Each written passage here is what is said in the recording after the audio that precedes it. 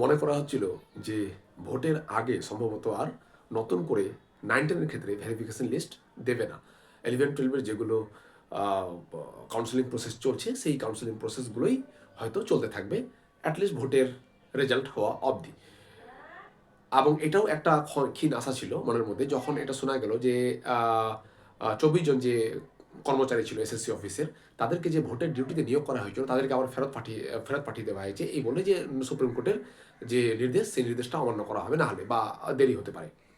তো যাই হোক, মিরাকলের একটা অপেক্ষায় ছিলাম যে হয়তো হয়ে যেতে পারে। তো সেটাই হলো। আজকে 10 তারিখে এসএসসি একটা শর্ট নোটিশ আকারে জানিয়ে দিয়েছে তাদের ওয়েবসাইটে যে আজকেই একটা বিষয় অর্থাৎ পরীক্ষা নিরীক্ষামূলক একটা একটা একটা একটা নীতি অনুযায়ী বলা চলে ভোটের আগে বাংলা বিষয়ের 9-10-এর ভেরিফিকেশন লিস্ট আপলোড হয়েছে, হ্যাভ বিন আপলোডেড বলা আছে কিন্তু এখনও পাওয়া যায়নি কিন্তু। এবং এই বাংলা বিষয়ের ভেরিফিকেশন শুরু হবে, তার মানে ধরে নেওয়াই যায় যে ভেরিফিকেশন হলে খুব কম সময়ের মধ্যে ইন্টারভিউ প্রসেসটাও শুরু হবে, যেহেতু সুপ্রিম কোর্টের একটা নির্দিষ্ট টাইমলাইনের মধ্যেই পুরো প্রসেসটা কমপ্লিট করতে হবে।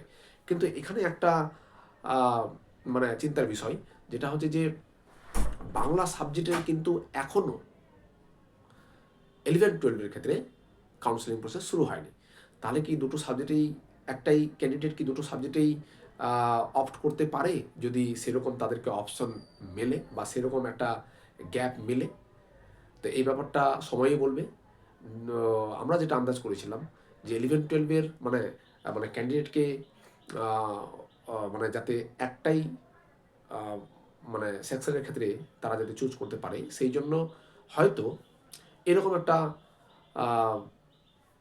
স্কোপ আসবে যেটাতে যে বিষয়ে 11-12-এর কাউন্সেলিং হচ্ছে সেই বিষয়েরই ভেরিফিকেশন হবে, যাতে একটা ক্যান্ডিডেট স্যাটিসফাইড হয়ে একটা নির্দিষ্ট সেকশনে চলে যায়, তারপর অটোমেটিক্যালি সে যাতে আরেকটা সেকশনে না আসে।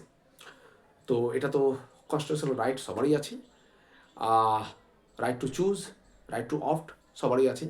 এবার বাংলার যেহেতু কাউন্সেলিং শুরু হয়নি, সেক্ষেত্রে যদি আবার ইন্টারভিউ শুরু হয়ে যায় এবং যারা কাউন্সেলিংয়ে এখনও বাংলার 11-12-এর কাউন্সেলিং অ্যাটেন্ড করেনি কিন্তু তারা যদি আবার বাংলা বিষয়েও ইন্টারভিউতে ফেস করে, তাহলে কিন্তু নতুনদের ক্ষেত্রে একটু অসুবিধার মানে সামনা হতে পারে।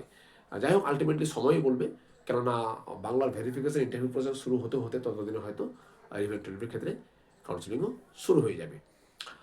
তাহলে বাংলাটা যেহেতু বেরোলো, তার মানে ইংলিশ খুব কাছাকাছি সময়ে বেরোবে। আমি আবারও বলছি, এটা পরীক্ষা নিরীক্ষামূলক একটা ব্যবস্থার মধ্যে দিয়ে চলছে সম্ভবত। ভোটের আগে দেখে নিতে যাচ্ছে একটা সাবজেক্ট দিয়ে যাতে কেমন সেটা সাকসেস হয় বা কোনো বাধা বিঘ্ন ফেস হতে পারে কি না আধিকারিকদের এবং ক্যান্ডিডেটদেরকেও, সেটার মানে সফলতার উপরে ডিপেন্ড করবে নেক্সট ফেজগুলো কখন কখন আসবে।